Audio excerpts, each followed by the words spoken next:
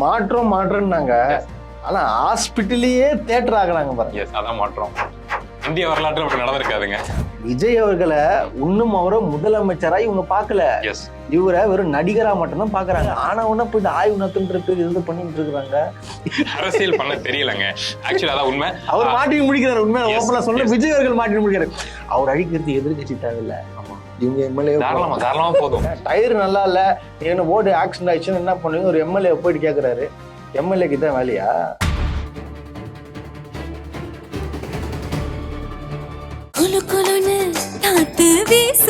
உங்கள் சத்யாவில் குளு குளு ஏசி ஆஃபர். டயா பூஸ்டர் சுகரை கண்ட்ரோல் பண்ணும், உங்க ஆரோக்கியத்தை மீட்டு தரும். சர்க்கரையை கட்டுப்படுத்துறதுக்கான எளிமையான வழிமுறை, இயற்கையான வழிமுறை. அனைத்து மருந்து கடைகளிலும் கிடைக்கும்.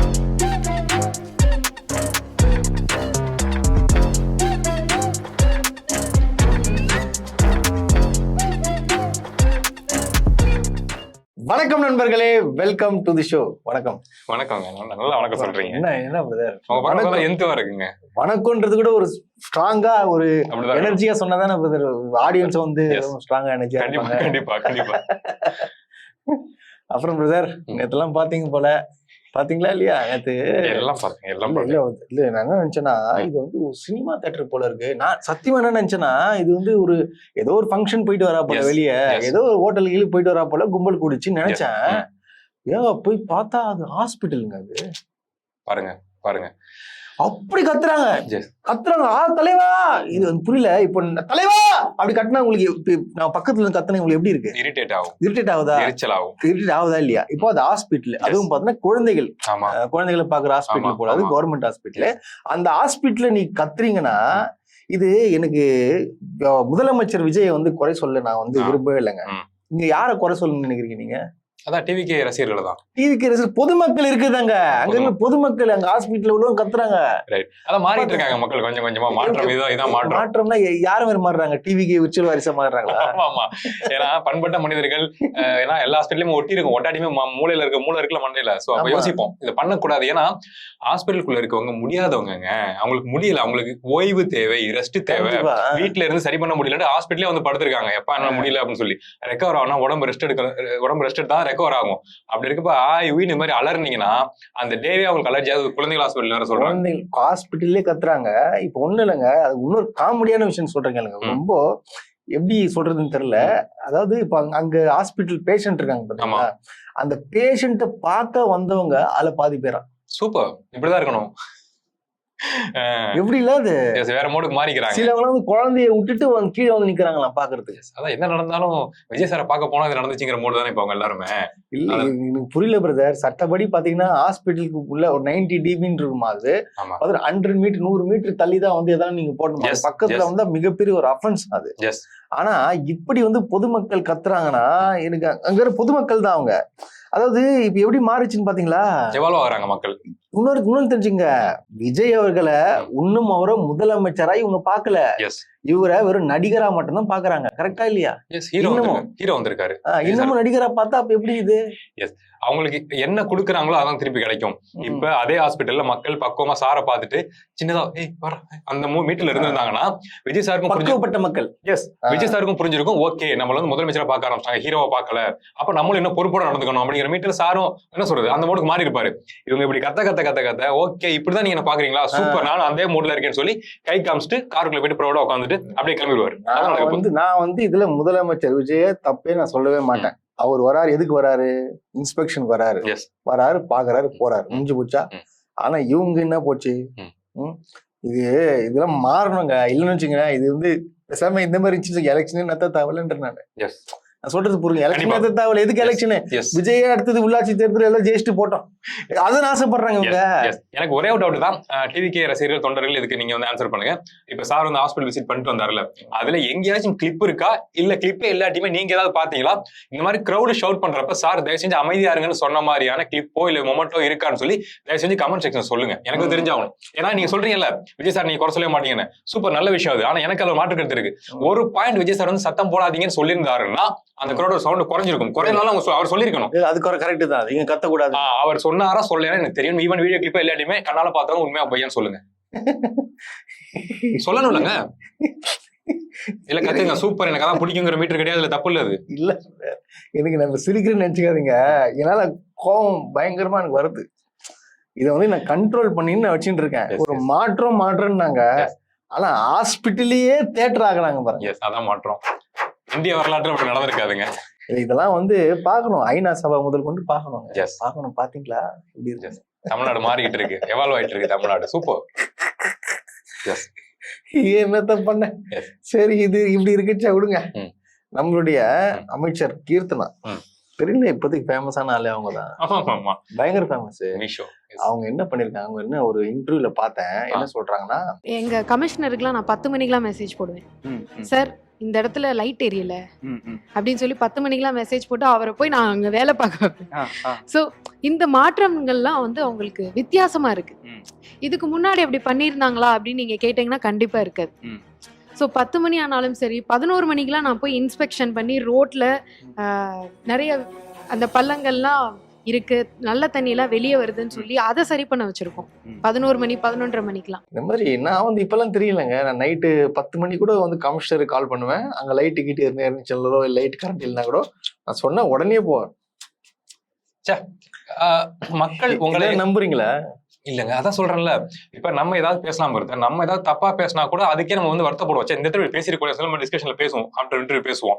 அப்படியே இருந்தாலுமே கூட அவதூறு பரவல் சுத்தி உள்ள போடுறாங்க. அப்படி இருக்கப்ப பேசுற விஷயங்களை கரெக்டா பேசணுங்கிற சென்ஸ் எங்களுக்கே இருக்குங்கிறப்ப, இவ்வளவு பெரிய பொறுப்பு கொடுத்துருக்காங்க, அமைச்சராக்கி இருக்காங்க. அப்படிங்கிறப்ப ஒவ்வொரு வார்த்தையும் எப்படி பார்த்து கவனமா பேசணும். உங்களை ஃபாலோ பண்றவங்களுக்கு அது நீங்க சொல்லாம சொல்ற ஒரு அறிவுரை மாதிரி. நானே இவ்வளவு ஜென்டிலா இருக்கேங்கிறப்ப நீங்களும் என்ன ஃபாலோ பண்றவங்க நீங்களும் ஜென்டிலா இருக்கணும் கன்வே பண்ற விஷயம் அது சொல்லாம. சோ நீ இஷ்டத்துக்கு இந்த மாதிரி அடிச்சு விடுறது, ப்ரூஃப் கேட்டா வந்து ட்விட்டர்ல இருக்குங்கிறது, இந்த மாதிரி விஷயங்கள்லாம் நீங்க பேசுனீங்கன்னா சீரியஸ்லி உங்க ஃபாலோவர் அப்படிதான் இருப்பாங்க. அப்படிதான் இருப்பாங்க.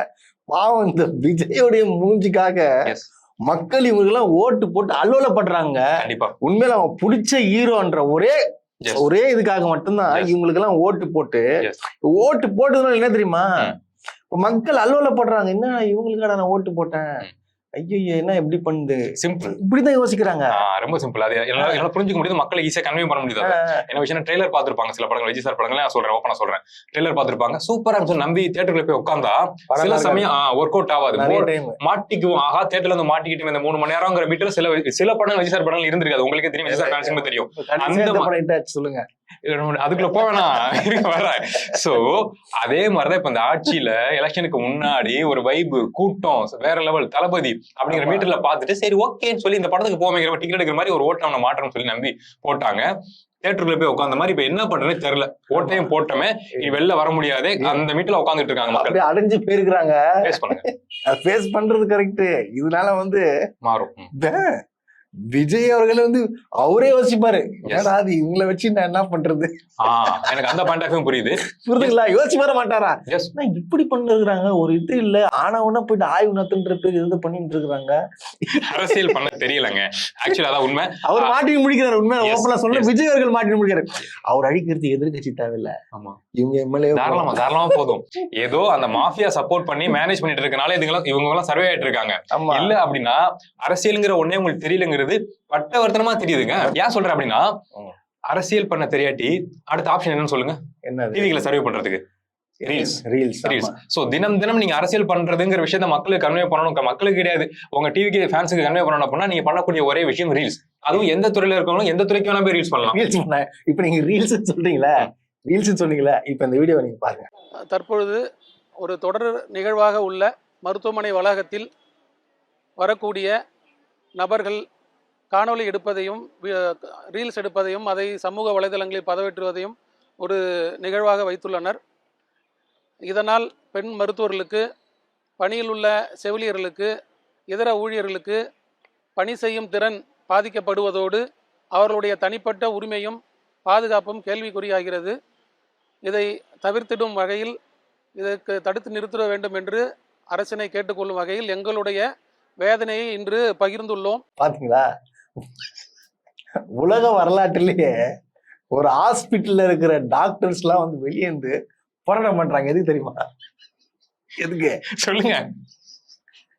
ரீல்ஸ் போட்டுக்கிறாங்களாம் ஹாஸ்பிட்டல்ல. டெய்லி வந்து டிவி கேள்வி வந்து ஏங்க ரீல்ஸ் போட்டுக்கிறீங்க, நிம்மதியா வந்து வேலை செய்ய முடியல, நர்ஸுக்கு சந்தோஷப்படுறாங்க அப்படின்னு சொல்றாங்க. பாத்தீங்க நீங்க, எனக்கு டிஎம்ஸ் நிறைய வருதுங்க. டாக்டர் சொல்றாங்க, ஈவன் டிகே ஓட் பண்ண போராட்டம் நடத்திக்கிறாங்க டாக்டருங்க.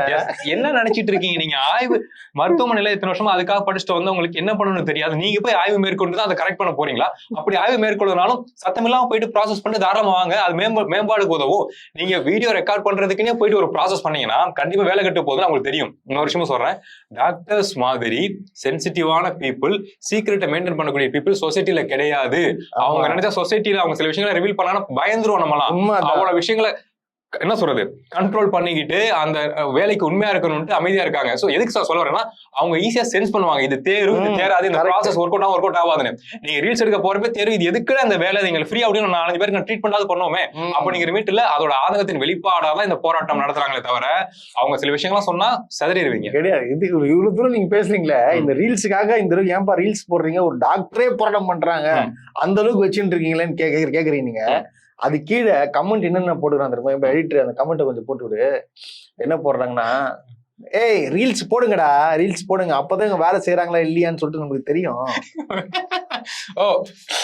வேலை செய்யறாங்கன்னு தெரியும். பாத்தியா பயப்படுறான், பாத்தியா ரீல்ஸுக்கு பயப்படுறியா நீ? ஏய் ஒருத்தனோட எல்லாம் ரீல்ஸ் போடுங்கடா, நான் பாக்கணும் எவனையும் ஃபுல்லா வேலை செய்யணும். புரிதுங்களா? அந்த வேலை செய்யறது இதுக்காக ரீல்ஸ் பாத்தீங்களாங்க. மங்கி பாட்ஸ் தான். எப்படி ஏங்க ஒரு டாக்டர் போராட்டம் பண்றான், போட்டு நீங்க வேலை செய்ய மாட்டீங்க, அதுக்கு ரீல்ஸ் போட்டு உங்களுக்கு தெரியப்படுத்துறோம். டாக்டர்ஸோட மைண்டு ஃபோக்கஸ்டா இருக்கணும், தெளிவா இருக்கணும். கொஞ்சம் டிஸ்ட்ராக்டா இருந்தா கூட அவங்க சில ப்ராசஸ்ல போக மாட்டாங்க. ஓகே நான் வந்து தெளிவா இல்லை, இப்போ எனக்கு வேற அந்த ப்ராசஸ் சொல்லி வெயிட் பண்ணக்கூடிய அளவுக்கு அவங்க மைண்டு ஃபோக்கஸ்டா இருக்கணுங்கிற டாக்டர்ஸ் ரொம்ப தெளிவா இருப்பாங்க. நீங்க இந்த மாதிரி வேலைகள் தொடர்ச்சியா பண்ணிட்டு இருந்து கமெண்ட் செக்ஷன்ல அவங்க டாக்டர்ஸ் ஸ்டில் படிப்பாங்க. என்ன சொல்றானுங்க அவனுங்க, வந்து ஆய்வு பண்ணிட்டே இருந்தா நாங்க சரியா வேலை செய்யறோமாங்க நீ சொல்லுவியா கமெண்ட்லன்னு சொல்லி ட்ரிகர் ஆனாங்கன்னா ரொம்ப கஷ்டப்படுவீங்க மக்கள். கவர்மெண்ட் டாக்டர் வந்து யோசிச்சுங்க, போராட்டம் பண்ணாங்கன்னா என்ன ஆகுன்றது.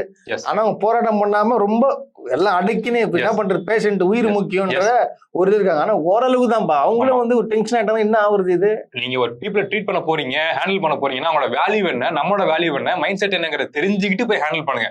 எல்லாருமே இந்த 1ஆம் கிளாஸ் 2ஆம் கிளாஸ் குழந்தை மாதிரி போய் ஹேண்டில் பண்ணாதீங்க. அவங்க கோவப்பட்டாங்கன்னா தமிழ்நாடு ஹேங் ஆயிரும். ஆமா, அது போக விட்டுருங்க. ரீல்ஸ்னா ரீல்ஸை பத்தி தான் வர, நீங்க ஃபுல் ரீல்ஸ் தான். நீங்க ரொம்ப ஒருத்தர் இன்னொரு தெரியும்ல, பாத்தீங்கன்னா ஒரு வைகுண்ட எம்எல்ஏ, ஃபேமஸான ஆளுங்க தெரியுமா? மனித புனிதர் டிவி கேலியே 1ஆம் நம்பர் மனித புனிதர் விஜயை அழிக்க வந்தவர் இவரு தான். ஓகே, அதாவது தொடக்கத்துல இருந்து தெரியும் எல்லா குற்றங்களும். இந்த ஒரு பொண்ணை வந்து கூட்டு பலாத்காரம் பண்ணவங்களை வந்து பாதுகாத்து வச்சதுல இருந்து போயிட்டு அங்க சந்தையில போயிட்டு கட்டிங் வாங்குது மிரட்டி கேட்டதுல இருந்து இந்த மாதிரி பண்ணியிருந்தாப்புல. இப்ப ஒரு ஆய்வு நடத்துறேன்னு சொல்லிட்டு போயிருக்காப்புல, அங்க ரீல்ஸ் எடுக்கிறது கேமராவோட. Loud speaker. இப்போ வேலை செய்ய மாட்டாங்க போல, நேரா ஆய்வு வேலை டேபிள் உட்கார்ந்து வேலை செஞ்சா அதை ரெக்கார்ட் பண்ணி ரீல்ஸ் போட முடியாது. அப்படி போனாதான் நாளை ஷாட் எடுக்கணும்ல, ஆய்வு எடுக்கிறாங்களா. இப்போ வந்து ஹாஸ்பிட்டல் போயிட்டு ரீல்ஸ் எடுத்தானுங்க. அப்புறம் பாத்தீங்கன்னா கவர்மெண்ட் எல்லாமே என்ன பண்ணாங்க, கவர்மெண்ட் ஸ்கூலு அந்த மாதிரி போய் ரீல்ஸ் எடுத்தாங்க. இப்ப புதுவிதமா என்ன பண்றாங்கன்னா, ஆய்வு எதுல ஆய்வுனா வண்டியில டிரான்ஸ்போர்ட்ல ஆய்வு. இப்ப வந்து இப்ப ஆர்டிஓ மாறிட்டாங்க. ஆர்டிஓ மாறிட்டு என்ன பண்றது, வண்டிக்கு எல்லாம் செக் பண்ணிட்டு எஃப்சி எல்லாம் கரெக்டா இருக்கா, ஓனருக்கு போடு, ஹலோ என்னப்பா என்ன இது டயர் கீரெல்லாம் சரியில்லையே, படத்தை பார்த்து விட்டு விஜய் சாரோட படங்களை பாருங்க, வீடியோ பாருங்க. நான் திருவண்ணாமலை எம்எல்ஏ பேசுறேன். சரி, அது கலெக்டர் வண்டியா இருந்துட்டு போட்டோம், முறையா இருக்க வேண்டி தானே. அது யார் வண்டியா?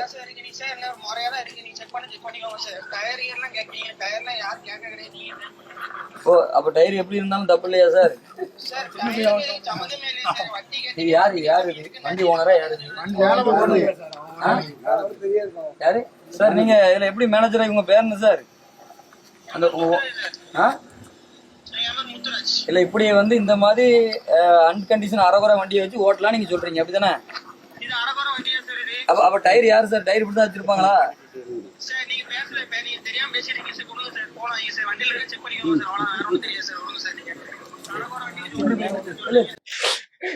இது பாத்தீங்களா? அது இல்லங்க ஆய்வு. அவன் பாருங்க, நீங்க யாருங்க பேசுறது? நான் வந்து ஸ்ரீவைகுண்ட எம்எல்ஏ பேசுறேன். அதுக்கு வண்டி எல்லாம் கரெக்ட் ஆகுதுங்க, இந்த டயர் எல்லாம் இது பண்ணி சொல்லிக்கிறீங்க. யாரும் சொன்னது இல்லை, புதுசாகுது. நான் அப்படிதான் சொல்லுவேன். நான் கேக்குறேன், நீ ஆய்வு பண்ற இந்த வண்டியை போயிட்டு? அது நம்ம டிஸ்கஷனோட கலெக்ஷனுக்கு பிளான் பண்ணிருப்பாப்ல, அதுதான் ஆய்வு. இவரு தெரியல, கலெக்ஷன் குடுக்கலாம் ஆய்வு பண்ணுவாங்க. டிஸ்கஷனோட டாப்ல இருக்க போவோமே, உண்மையாவே நீங்க ஒரு கால் பண்ணி உங்களுக்கு ஒரு கால் வருது, அபிஷியல் கால் வருது, இது மாதிரி ஆய்வுல இருக்கும். அப்ப ஆப்போசிட்ல பேசுற பர்சன் வந்து எம்எல்ஏனா அவங்களுக்கு ஒரு பயம் பதட்டம் வரும், மரியாதை வருமா வராது உங்களுக்கு. சார் சொல்லுங்க சார், புரியுது சார், ஓகே சார்னு ரெஸ்பான்சிபிளா பதில் சொல்லுவாங்க. ஆனா பதில பாத்தீங்களா, அதுக்கு என்னப்பா சரி போன வாங்க அப்படின்னா என்ன விஷயம்னா, இது எதை பிரதிபலிக்குதுன்னா, மக்கள் சொசைட்டில டிவி கீழ இருக்க அதிகாரத்துல இருக்க பொறுப்பாளர் எப்படி பாக்குறாங்க அப்படிங்கறத பட்டவட்டமா நமக்கு தெரியுது. ஏன்னா நீங்க ஒழுங்கா வேலை செஞ்சீங்கன்னா கண்டிப்பா உங்களுக்கான ரெஸ்பான்ஸ் கிடைக்கும், ரெஸ்பெக்ட் கிடைக்கும். ஆனா இங்க போன வைங்க அதுவும் சொல்ற ரீசன் பாத்தீங்களா, இப்ப பிரேக்கிங் இஷ்யூ நான் செக் பண்ணேன், இல்ல வண்டியில பிரஷர் இல்ல ஆயில் லீக்கேஜ் இருக்கு, அது மாதிரி நான் செக் பண்ண இருந்து நான் பார்த்தேன் அப்படின்னு சொன்னா அவங்களுக்கு ஆப்போசிட்ல பயம் வரும். டயர் சரியில்லை அப்படின்னா என்னங்க இது? நீ ஆய்வு நடத்துறது போயிட்டு சரி ஒரு ஆர்டிஓ கூட இருக்கணும், இன்ஸ்பெக்டர் இருக்கணும், அதெல்லாம் செக் பண்ணுங்க, அந்த வண்டிக்கு சம்மன் கொடுங்க, இல்ல ஃபைனை போடுங்க, இந்த மாதிரி சொன்னா ஒரு நியாயம் இருக்கு. ஆமா, நீனும் போன் பண்ணி அவனுக்கு இது யாருக்கு அசிங்கம்? யாருக்கு அசிங்கம்? ஒரு எம்எல்ஏ. ஆனா அங்க இருக்கிற பொதுமக்கள் ஓட்டு போட்டவங்க ஆக்சுவலா எம்எல்ஏ கூட அசிங்கம் கிடையாது, ரியாலிட்டி சொல்றேன். இதோட டார்க்கான அசிங்கம் யாருக்கு அப்படின்னா, அந்த டிவிக்கு சப்போர்ட் பண்ணிட்டு இருக்காங்கல்ல, சோசியல் மீடியால முட்டு கொடுத்துட்டு இருக்காங்கல்ல, அந்த நண்பர்கள் தான் ரொம்ப அசிங்கம். சோ இப்ப இந்த இஷ்யூக்கு நீங்க முட்டு கொடுக்க போறீங்களா? இல்ல கொடுப்பாங்க. அப்படியா? டயர் நல்லா இல்ல, என்ன போர்டு ஆக்சிடென்ட் ஆயிடுச்சுன்னு என்ன பண்ணுவீங்க? ஒரு எம்எல்ஏ போயிட்டு கேக்குறாரு, எம்எல்ஏக்கு தான் வேலையா? கண்டிப்பா டயர் நல்லா இல்லாட்டி செக் பண்ணணுங்க, பிளாஸ்ட் ஆகும், சிக்கல்கள் இருக்கு, திடீர்னு வெடிக்கும், அதெல்லாம் புரியுது. இதை கேட்க வேண்டியது எம்எல்ஏவோட வேலையா? நான் கேட்க அதுதான், இது ஆர்டிஓ கேட்க வேண்டிய வேலை. நீ ஏன் கேக்குற? ஆர்டிஓ இன்ஸ்பெக்டர் கேட்கலாம், பிரேக் இன்ஸ்பெக்டர் கேட்கலாம், டிரான்ஸ்போர்ட் சம்பந்தப்பட்டு கேட்கலாங்க, ஈவன் டிராபிக் போலீஸ் கூட கேட்பான். ஏதோ ஒரு படத்துல விஜய் சார் வந்து முதலமைச்சரோ ஏதோ ஒரு ஆவாருங்க, ஒரு பொறுப்பு போவாருங்க. முதலமைச்சர் கிடையாது, மதுரை படத்துல ஏதோ அந்த படம் பார்த்துட்டு பாருன்னு நினைக்கிறேன் நைட்டு. சோ டக்குன்னு போன் பண்ணி பேசுறது, அங்கங்க இருக்க குறைகள் கேக்குறது இருக்குல்ல, போன் இப்படி இருந்து எடுப்பாப்ல படத்துல சூப்பரா ரொம்ப ரசிச்சிருக்கேன். சோ அந்த எனக்கு பிடிக்குங்க மதுரை படத்துல, எனக்கு விஜய் சார் ரொம்ப பிடிக்கும். கோவம் வரும் எனக்கு குறை சொன்னீங்கன்னா. ஆமா, எனக்கு எல்லா படத்தையும் விஜய் சார் பிடிக்கும். சோ அந்த மாதிரி ஏதோ விஜய் சார் படத்தை பார்த்துட்டு வந்து இவர் வந்து ரீல்ஸ் பண்ண பிளான் பண்ணிருக்காரு, அதனால அப்படி மொக்கம் இருக்காப்ல, ரொம்ப வருத்தம். ஆனா ஆபத்தான மனிதருங்க. ஆபத்தான ஏங்க நானும் கேக்குறேன், ஆபத்தான மனிதர் சொல்றீங்களே, அது என்ன ஆபத்தான மனிதன் நம்ம நினைச்சிட்டு இருப்போம், ரொம்ப சாதாரணமான மனிதர்கள் ஈஸியா ஹேண்டில் பண்ணிடலாம் அப்படின்னு. அவங்க சைடு பின்னாடி ரொம்ப ஆபத்தான விஷயங்கள் இருக்கும். அவங்க நம்ம லைஃப்ல அவங்க வந்து உள்ள வந்தாங்கன்னா நமக்கு சங்கடங்கள் அதிகமா இருக்கும். நம்மள ஓகே அவன் பேசுறானா, அவன் பேர் என்ன, அவன் அட்ரஸ் என்ன அப்படின்னு நம்ம லைஃப்ல வந்துட்டாங்கன்னா நம்ம லைஃபோட ட்ராக்கே மாறிடும். சீரியஸா நான் சொல்றேன். அந்த வகையில அவங்க ஆபத்தான மனிதர்கள் நான் சொல்றேன், விளையாட்டுகள்ல. அப்ப என்ன சொல்றீங்க? அப்புறம் வந்து டிவிக்கு எம்எல்ஏக்கள் ஆபத்தான மனிதர்களா? சீரியஸ்லிங்க, இப்ப அவங்க வேலை செஞ்சுட்டு இருக்காங்க, ஆய்வு செஞ்சுட்டு இருக்காங்கல்ல, இப்ப இந்த வீடியோ பார்த்துட்டு எங்கேயோ கண்ணில் பட்டுருச்சு, யார் இது அருணோதயனுங்கிற ஒரு கிரண் ப்ரூஸ் யார் இது அப்படின்னு சொல்லி வேலையெல்லாம் விட்டுட்டு உட்காந்து யோசிக்க ஆரம்பிச்சாங்கன்னா நம்ம லைஃப் ட்ராக்கே மாறிடும், சீரியஸ்லி மாறிடும். அதனால ஆபத்து சொல்றேன், விளையாட்டு சொன்னாலும் சீரியஸ்லி உண்மைங்க ஆபத்துங்க, நம்மளும் ஆபத்தானவங்க. சரி, இப்ப பாத்தீங்கன்னா ஒரு காமெடியான ஒரு ரீல்ஸ பார்த்தோன்னு வச்சுங்களேன். இப்போ இந்த ரீல்ஸ பார்த்தா சோகமா வரணும், அதாவது ரீல்ஸ் வந்து பாப்புலாரிட்டி ஆகணும், இவர் பாப்புலாரிட்டி ஆகணும் போட்டாப்ல. ஆனா பார்த்த எல்லாருக்கும் என்னடா இப்படி ஆளா இருப்பீங்க நீங்க, இப்படியாப்பட்ட மனிதர்களா நீங்க அப்படின்னு கேட்க இந்த வீடியோ நீங்க முடிச்சு பாருங்க. நீங்க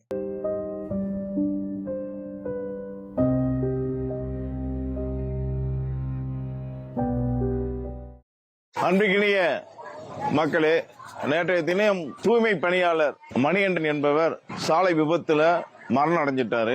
அவருடைய இறுதி அடக்கத்திற்கு நாங்க வந்து மயானத்திற்கு போயிருந்தோம். ஒரு தூய்மை பணியாளர் நம்மளுடைய நகரை தூய்மையாக வைத்துக் கொள்ள தன் வாழ்நாளை முழுவதுமாக தியாகம் செய்தவர். பாத்தீங்களா? எப்படி உங்களுக்கு எப்படி என்ன ஃபீல் ஆகுது? இல்ல எனக்கு ஆப்வியஸ்லி எனக்கு கோவம் தான் வரும், நமக்கு கோவம் தான் வரும்போது எல்லாருக்குமே மக்களுக்கு தெரியும். டிவிக்கு தொண்டர்கள் இருக்கீங்களா, ரசிகர்கள் இருக்கீங்களா, உங்களுக்கு இதை பார்த்தா எப்படி இருக்கு? சீரியஸ்லி நான் கேட்கறேன், ப்ரௌடா இருக்கா? வாவ், போய் பங்களிச்சுட்டு ரீல்ஸ் ஒரு பிஜிஎம் ஸ்லோ பிஜிஎம் போட்டு சேட் பிஜிஎம் போட்டு ரீல்ஸ் ஷேர் பண்றாரு, வாவ் சொல்றீங்களா, ஷேர் பண்ணிட்டு இருக்கீங்களா? அதை உங்களுக்கு என்ன தோணுதுன்னு நான் கேட்கறேன். அதான் என்ன தோணுது இல்லைங்க, அவரு மனசுல என்ன நினைச்சிருந்தாருன்னா, நான் ஒரு தூய்மை பணியாளர் இறந்துட்டாரு, அவருக்காக நான் இப்படி எல்லாம் பண்ணிருக்கேன் பாத்தீங்களா. அதாவது ஒரு மனிதரா அவரை பார்க்கல, தூய்மை பணியாளருக்கு நான் வந்திருக்கிறேன். அப்போ மனசாட்சி எப்படி எப்படி தெரிஞ்சுங்களா உங்களுக்கு அந்த இது? அவர் போயிட்டு உதவி பண்றதா, அப்படி போயிட்டு நந்து போறாராம், அது வந்து ஒரு ரீல்ஸ் எடுத்து போடும். இது யாராச்சும் ஒரு எம்எல்ஏ எடுத்து போடுவாங்களா? ஒரு அம்மா அவங்க அந்த உயிர் போயிருச்சுங்க, அந்த உயிர் பூமியில இல்ல. நேத்து இருந்திருக்கும், முந்தானத்து இருந்திருக்கும், இன்னைக்கு இல்ல, விபத்துல போயிருச்சு. சோ இது விபத்துல போயிருச்சுங்கிறப்ப அவங்களுக்கு ஒண்ணுமே புரியாது. விபத்தால இந்த உயிர் போயிருச்சுன்னு சொல்லி அடிச்சுட்டு அழுதுட்டு இருக்காங்க. பின்னாடி நின்னுகிட்டு போக்கஸ் கரெக்டா ஃப்ரேம்ல நின்னுகிட்டு அதை நீங்க வந்து ரீல்ஸா போடுறீங்க. அது சோகமான பிஜிஎம் போட்டு சற்றும் மனித தன்மையற்ற செயல் இது. மீன்ஸ் நீங்க இதுக்கு போய் நின்னீங்க, பங்கெடுத்துக்கிட்டீங்கிறது ஒரு செய்தியா நீங்க போடலாம். ஜஸ்ட் ஒரு போட்டோ போதும். நான் போனேன், பார்த்தேன், எனக்கு வருத்தமா இருந்துச்சு, இனிமே இது மாதிரி நடக்கக்கூடாது, எனக்கு ரொம்ப வருத்தமா இருக்குன்னு சொல்லி ஒரு போஸ்ட் போட்டீங்கன்னா ஹேட்ஸ் ஆஃப். ரீல்ஸ் போடுறீங்களே, சென்ஸ் இருக்கா கொஞ்சம்? சென்ஸ் இல்லைங்க. நான் இன்னொன்னு சொல்றேன் கேளுங்க. இவங்களாம் ரீல்ஸ் போட்டு எதுக்காக நினைச்சிட்டு இருக்கீங்க நீங்க? மக்களுக்கு தெரிஞ்சுக்கிட்டாலும் கிடையாது. முதலமைச்சர் பார்க்கணும். ஏன்னா முதலமைச்சர் ஒரு வாட்டி ஒரு எலெக்ஷனுக்கு முன்னாடி ஒரு கேம்பெயின்ல சொல்லிருப்பாப்புல. என்ன சொன்னாப்புலன்னா, விஜய் இந்த மாதிரி வந்து நீங்க போடுற ரீல்ஸ் நான் பார்த்துட்டு தான் இருக்கேன். அதனால என்ன பண்றாருன்னா, இந்த ஜெகநாத் மிஸ்ரா மக்களுக்கு தேவையான வேலைகளை ஒன்றும் பண்றது இல்ல. இந்த மாதிரி ரீல்ஸ் எடுத்து இந்த மாதிரி போட்டா விஜய் கூப்பிட்டு பார்த்துட்டு சூப்பரா நீங்க பண்றீங்க, நல்ல ஒரு எம்எல்ஏ ஒர்க் பண்றீங்க, வாழ்த்துக்கள், வாங்க ஒரு போட்டோ எடுத்துப்போம் அப்படின்னு சொல்லுவாரு நினைச்சுட்டு இருக்காங்க. இல்ல என்ன எனக்கு புரியல, இந்த அளவுக்கு ஒரு மனித தன்மையற்ற ரீல்ஸ் போறதுக்கு ஒரு இடம் இருக்கணும். இங்கே போய் ரீல்ஸ் போடுங்க நீங்க.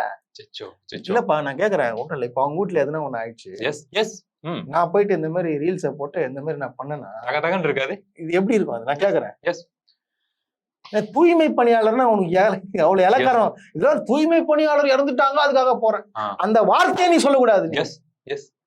நீ என்ன சொல்லிருனா, என் தம்பி இறந்துட்டாப்ல. ஆமா ஆமா, இது இது இது தீபா பேசணும். என்னங்க இது? தீபா பேசினா பயங்கரமா போகும். அவ்வளவு ஆதங்கங்கள் எனக்கு வருது. இது என்ன ஆதங்கமா? பாவம் பொத்துன்னு வருது, என்ன பண்றது? நம்ம சப்ஸ்கிரைபருக்கு தெரியும் நான் எவ்வளவு கோவப்படுவோம் என்னன்னு சொல்லிட்டு. அவங்களே சொல்லுவாங்க, நீங்க எமோஷனை கண்ட்ரோல் பண்ணுங்க, கத்தாதீங்கன்னு சொல்லிட்டு. ஆமா, முடியல என்னால. ரொம்ப தப்பா இருக்கு பிரதர். நான் மறுபடியும் ரெக்வஸ்டா சொல்றேன், டிவிக்கு ரசிகர்கள் தொண்டர்கள் நீங்க தான் அவங்களை கரெக்ட் பண்ணணும். ஆனா இது மாதிரி பண்ணாதீங்கன்னா, தப்பா இருக்குன்னா, ரொம்ப தப்பா இருக்குன்னு சொல்லி நீங்க கரெக்ட் பண்ணாதான் அவங்க திருந்தி நல்லாட்சி தமிழ்நாட்டுல நடக்கும். நாங்க சொன்னாலும் கேட்கவே மாட்டாங்க. புரிஞ்சுக்கிட்டு நீங்களே கொஞ்சம் கரெக்ட் பண்ணுங்க. உங்க ஆட்சியை ஓட்டு போட்டீங்களா, கரெக்ட் பண்ணுங்க ப்ளீஸ். கரண்ட் எப்பதான் வந்து இந்த கரண்ட் விடிவு காலம் வரும்? கரண்ட் எப்பயும் வருதுக்கு. நேற்று நைட்டு கூட 4 மணி நேரம் போரூர்ல கரண்ட் இல்லைங்க. உண்மையா கரண்ட் போரூர்ல கரண்ட் இல்ல, ஆளுங்கூர் சைட்லயும் கரண்ட் இல்லை, தொகுதியில கரண்ட் இல்லை. தொடர்ந்து இந்த மாதிரி இருக்குது. ஆனா நேற்று night full and full current வராத இடம் என்ன தெரியுமா? விஜய் முதலமைச்சர் இருக்கிற ஏரியால, பாலவாக்கம் ஈசிஆர் ரோட்ல வரல. அங்க இருக்கிற மக்கள் எல்லாம் சாலை மறியல் பண்றாங்க. பாருங்க பாருங்க, வீடியோ பாருங்க. தூக்கம் இல்ல,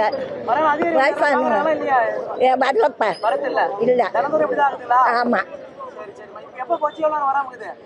3 ஹவர் ஆகுதுப்பா. எப்படி குழந்தை ஸ்கூலுக்கு போவான், எப்படி தூங்கும்? ஆமா, இப்ப கரண்ட் இல்ல, தூக்கம் இல்ல, இது என்னதான் இந்த வீடியோ காலம்? இந்த மாதிரி நீங்க எடுத்துக்கோங்க, எப்போனே எடுத்துக்கங்க.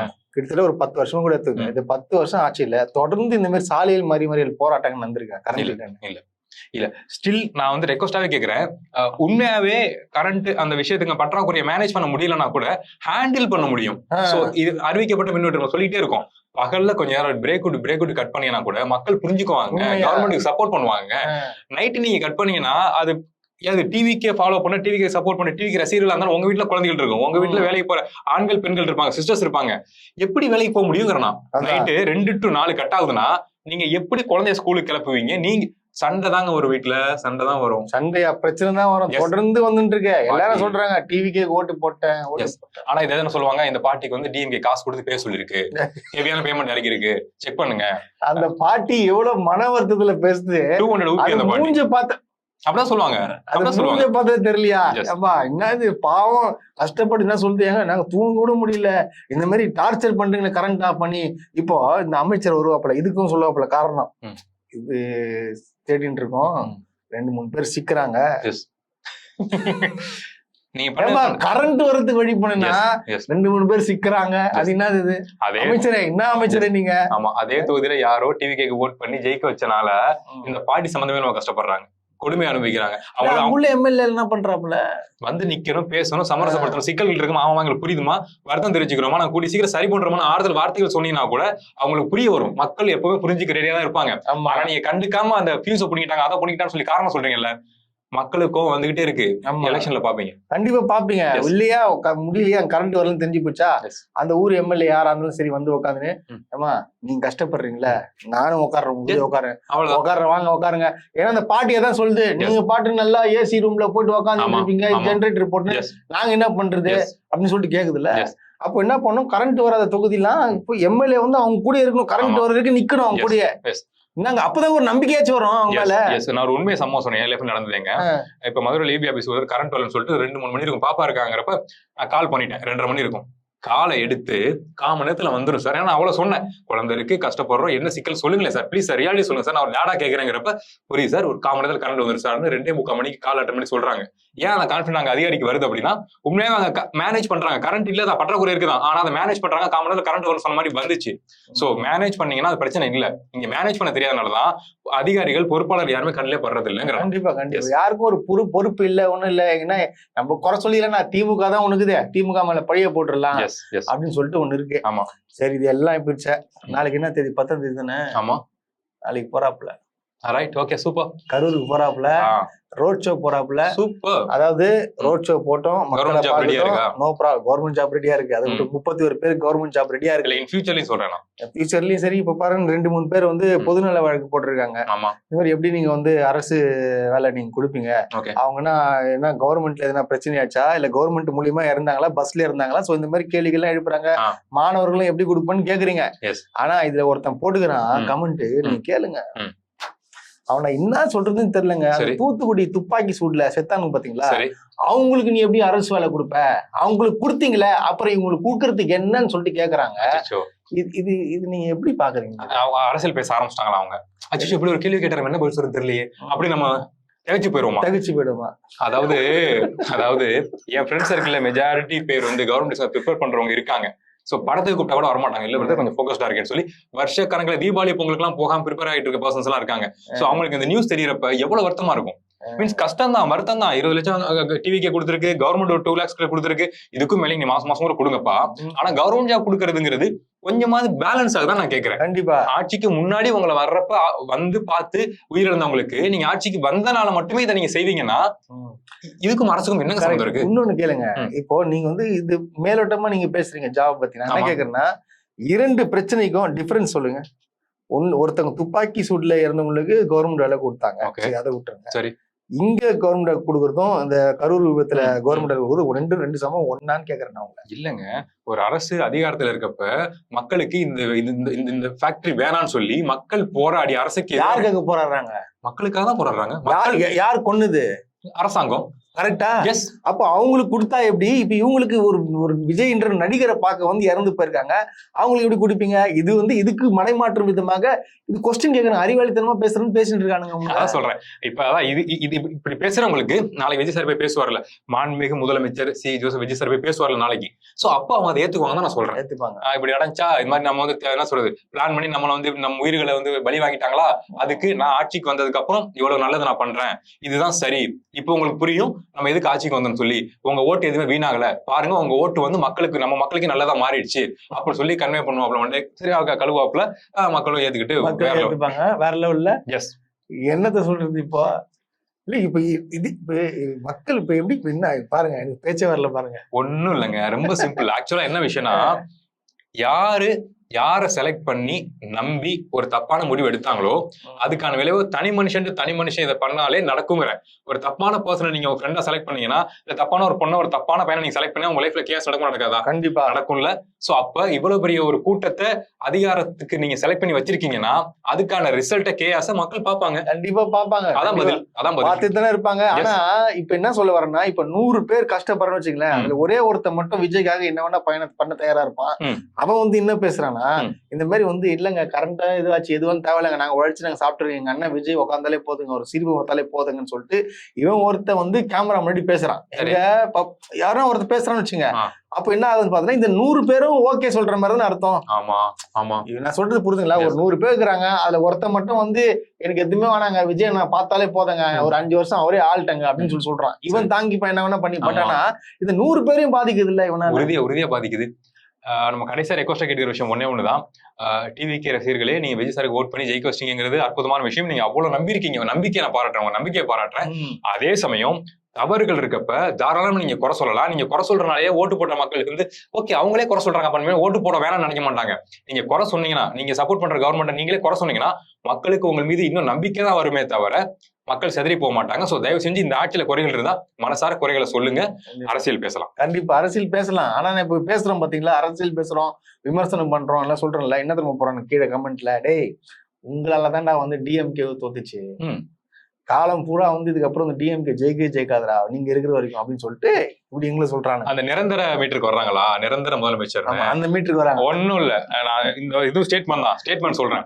நிரந்தரங்கிற வார்த்தையை பயன்படுத்தின மனிதர்கள் லைஃப்ல என்ன ஆனாங்கிறத நீங்க வரலாறு படிச்சு பாருங்க. வரலாறு பாட்டு எடுத்து நிரந்தரங்கிற வேர்டை யூஸ் பண்ண ஆரம்பிச்சிட்டீங்களா, வரலாறு பாருங்க, உங்களுக்கு பாடம் புகட்டும். நிரந்தரம்.